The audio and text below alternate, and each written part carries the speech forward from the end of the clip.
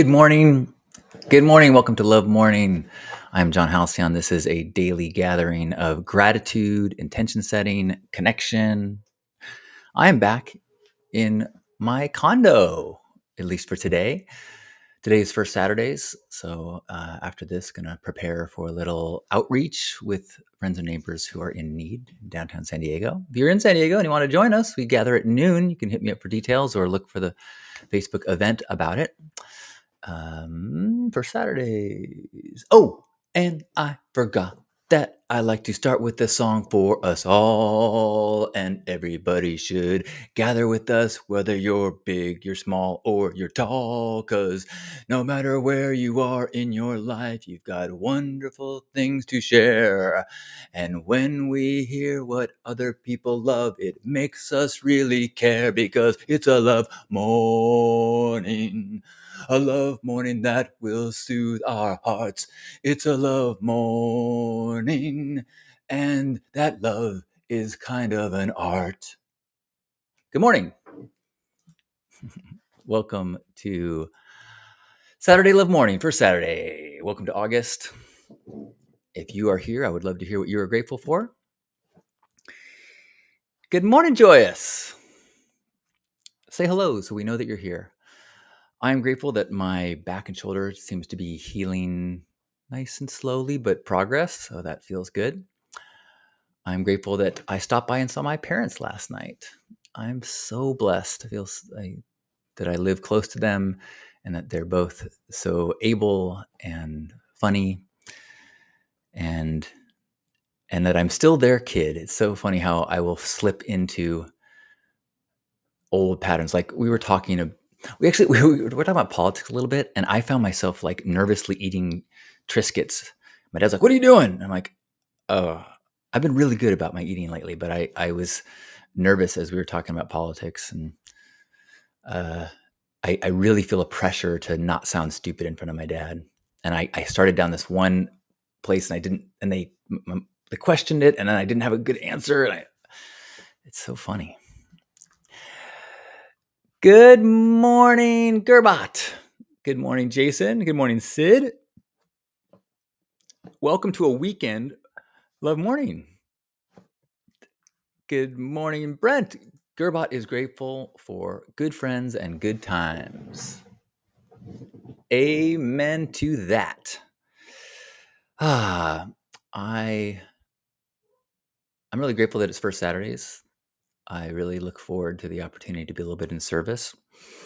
I'm grateful for I'm grateful for how much joy my houseplants give me.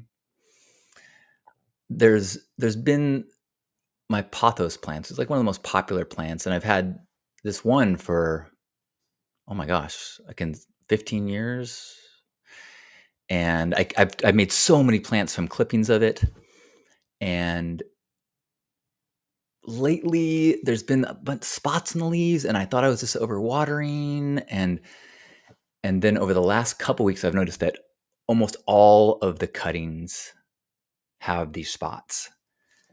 And I don't know exactly what it is, but it's some sort of bacterial or fungal infection. And most things say you got to cut it or just toss them. It's best to just get rid of them all.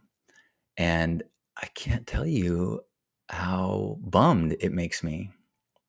I mean, it's not like losing a pet, but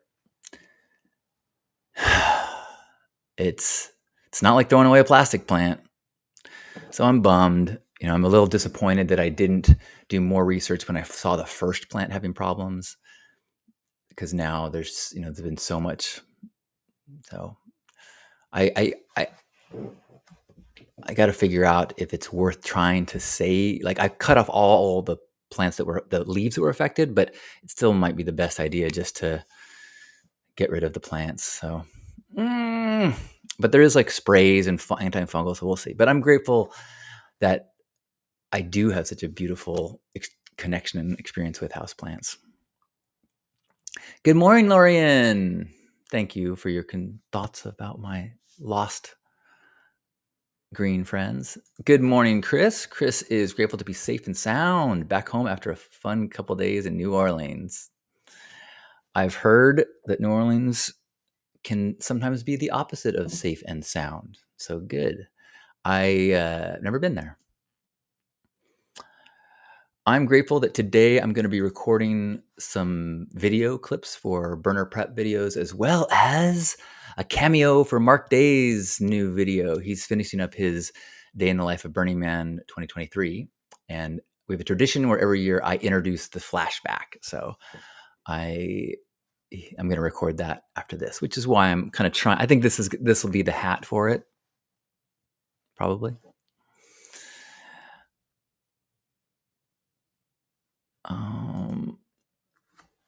Chris says there's lots of homelessness in New Orleans. A guy washing himself in the doorway of our Airbnb, of course, made me grateful for my good fortune in life. Yeah. It's so easy. I was this morning.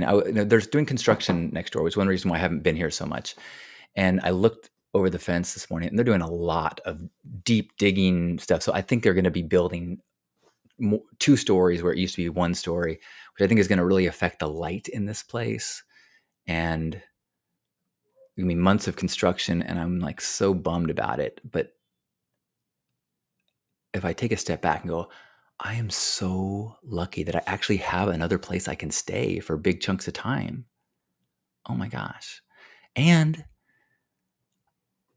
even a place to stay that has construction noise or not perfect lighting, it's still a safe home. It's dry. It's warm. I've got AC if I need it. There's like, when you comparing as a part of gratitude is a tricky, dangerous, got to play it real careful.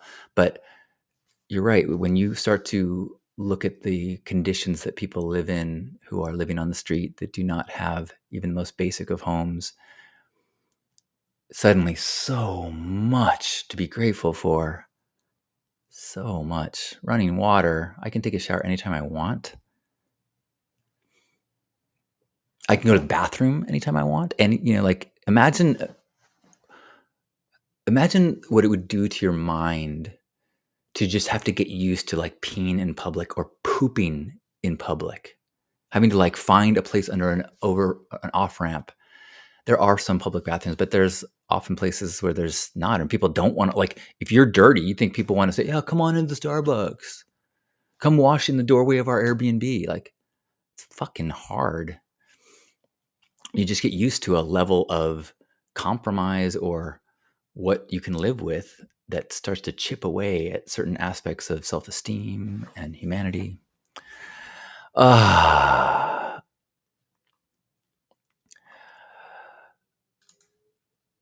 Sid is grateful for the river running through town. About to bring my paint and flow toys to the river and just relax all day. Oh, that sounds awesome. Krista, good morning. Welcome to San Diego. I think I saw that you sang last night. I am sorry I missed that. I was very homebody-ish and spent some time with my folks. And I heard you might be at Trilogy tomorrow. Well, I might be at Trilogy tomorrow. Some of Lisa's friends are performing. Mamuse. I'm not sure if you know them. They're beautiful singers. So it would be. I hope I get to see you. Wait, that's tomorrow, right? Yes. Good morning, Razorblade. Hello to you in Australia. Krista saying, grateful to be here now. Yes. Presence. There was, excellent, Krista.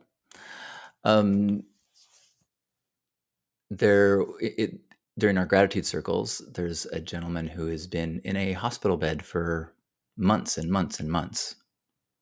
And he's so optimistic and so looking towards his healing and going home. And just every day he's looking forward to it. And he said something, I'll mess up his wording, but he said, I'm grateful for the possibilities ahead, not what's happened before, or something like that, where it was a really beautiful, like, explanation of the power of presence. It's not just being in this moment, it's breaking free from the anchors of the past. And like, all right, from this point on, I can look forward to healing. Now, he might say, I thought I was going to go home 2 months ago. And I remember thinking 3 months ago that I was almost healed enough to go home. But what does that do? Nothing. Instead, he can go, he continually does. And it's super beautiful. He's like, I'm really looking forward to getting out of here. I'm feeling stronger and things are looking good. What a lesson. I'm grateful for the learning experience that I've been having. I wrote an essay yesterday on Facebook and just posted on Medium about trying to find compassion over judgment. And it's really linked to the latest Stay Sparked episode. So if you listen to this latest Stay Sparked episode, it's called Rumors and Gossip, but it's really about compassion over judgment and trying to notice when you are gossiping about someone, when you are speaking about someone that's not there, when you are find yourself in a story where there's a bad guy, is it possible to recognize that that bad guy might have a story in which he's the good guy? Now, you don't have to agree with it, but if you can at least acknowledge that from based on their experiences, their belief, their acculturation, based on the media that they've you can say, oh, they're being brainwashed or they're whatever. But let's say that this person has gone through a path of information and exposure and teachers and life experiences where they're like, this is the best I can do in this situation, or this cause is I'm so passionate about. Even if it's something that you totally disagree with, if you can go, oof, I could see how you could get there, then you can disagree without hatred, without disdain, without just like venom towards that human being. And you can say, oh, I can understand that you have this human desire for safety. You have this human desire for righteousness. You have this human desire for justice. And you believe that what I see is so clear is contrary to what this person is believing. And if you can get into that place, I think you have to let go of some of the anger. And if you hold on to the anger, if you continue to be like, they suck, my team rules, your team sucks, I want to hurt that team, fuck those guys. You're choosing that. You are choosing to stay in a place of anger. I mean, sometimes you have to. Like when countries are at war, and let's say a young man has to go to war, how can you possibly stay in a headspace of like, oh, this poor young man is watching a whole different script of information and he believes me to be the bad guy, and yet you are charged with the responsibility of defending yourself and your family? So you have to, or you can't really get too deep into compassion. But for most things in our life, I think it's way more helpful to find compassion, find understanding for the opinions that you disagree with. Because who changes their mind? Who reaches out a branch of compromise or healing when they're being attacked, when they feel like they are being villainized? Nobody who is accused of being the bad guy says, well, let me see if I can change my behavior so that you like me better. No way. And what does it do to our spirit to be in a headspace of hatred? To take a human being with all of their complexities and create them and turn them into a two-dimensional caricature of stupidity, ignorance. It's good to acknowledge that that is being done to you right now. So if that can be done to you and it's wrong, you are doing it to someone else and you are wrong.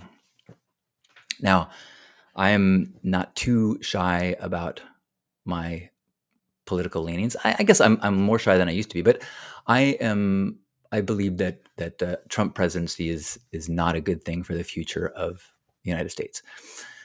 So I was out jogging the other day, and a Cybertruck drove by with two flags, flapping behind it, like I've often seen on big, American trucks. But this was on a Cybertruck with two flags. It had a American flag and a blown up flag photograph of the picture of Trump with his fist in the air after the attempted assassination. With the guard, like really like iconic picture of triumphant, "You can't kill me, Trump." And I started laughing. And then I kind of had this moment where I pulled back and I saw myself as this 53-year-old pink-haired man with big earrings and nipple ring. Oh, well, you couldn't see my nipple rings. I had a shirt on, but jogging through the streets, pink-haired cartoon. And I bet that guy was laughing at me too. And it just went this like, oh, right. We're all doing this. We're all simplifying the world into a game, a football game where our team is awesome and their team sucks. Which is fine if you're playing sports until you get so angry that you're fighting with the opposite fans. But with life, with the world, with people who have families and passions and fears, I think it really, really helps to seek understanding, seek humanity and compassion, seek peace in ourselves, in our thoughts about others, and just have faith that that can have ripple effects.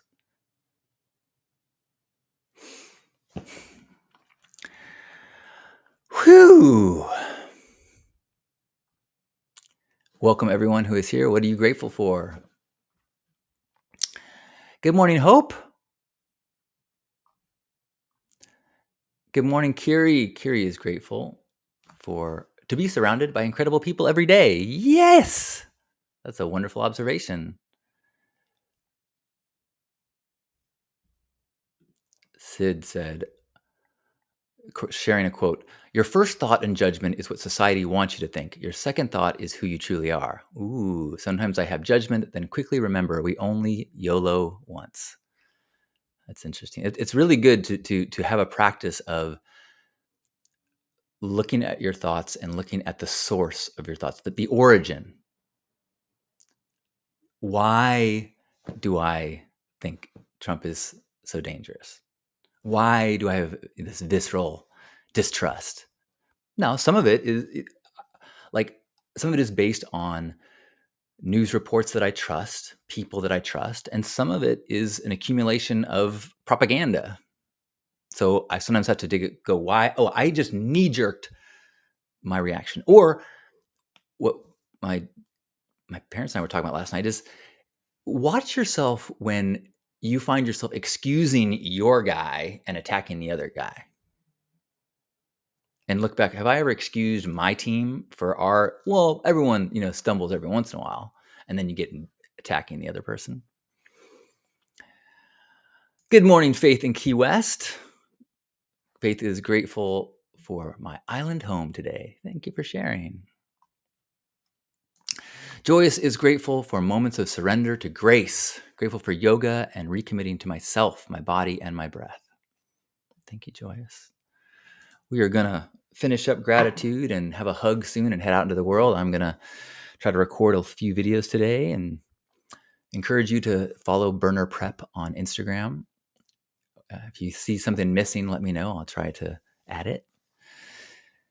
And grateful for this practice, getting to share with you, getting to know that multiple times a day I have an opportunity to recalibrate and remember all that I have to be grateful for. Today I will not be at noon Zoom gratitude because I will be with First Saturdays. And if anybody wants to join, always welcome. It's summertime, so we usually have smaller crowds. We have fewer college students that join us, but Smaller crowds are often more fun because you're more needed. When we have 100 volunteers, it's also fun, but we have many people giving out at each table. Not many, but like 4 people per table when 2 could do it. And sometimes it's nice to be a little bit more on your toes. Any last gratitudes? Oh, let's see. Oh, I missed some stuff. Thank you, Lorian. Lorian is grateful for hope and self-expression through poetry. Brent says, I'm either blessed or cursed with the ability to see balance. Grateful either way. It certainly brings me peace.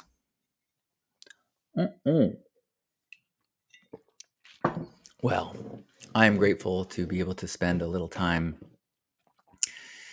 in this place of gratitude, in this place of self-reflection. I'm also grateful. I had a friend reach out and call me after I posted the article yesterday who disagreed with some things that I wrote, and they wanted to talk to me about it. And it was a hard conversation, but I'm really grateful that they reached out. They could have easily been angry and talked about it amongst other people, which was kind of what the article was saying. Like, don't do that. Try to understand rather than trying to judge. And I really appreciate and I'm grateful for this person having the courage to reach out. I'm going to try to be better at that. Good morning, Michelle. And good morning, Lisa. How nice to see you, Lisa. Yay. And Michelle, nice to see you too. I just haven't seen Lisa in a long time. My volume and the pitch of my voice is not a value judgment of how happy I am to see you. But I am happy to see all of you. Thanks for everyone who shared some gratitude.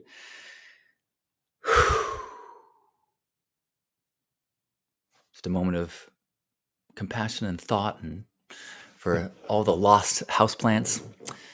And then wherever you are, let's give ourselves a big old squeeze. Feel yourself holding me, feel me holding you, feeling yourself in this embrace shared with all those that are here now and have ever been through this place, identifying in the place of a love ambassador. How can we go into this world today and share a little bit of light, some compassion, some kindness, some patience? If not to the world, to ourselves, how can we add to that vibration of love? So let's feel connected in that oneness as we take a deep breath in and squeeze.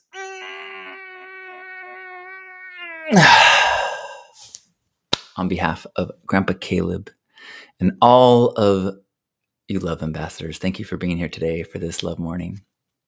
Love you.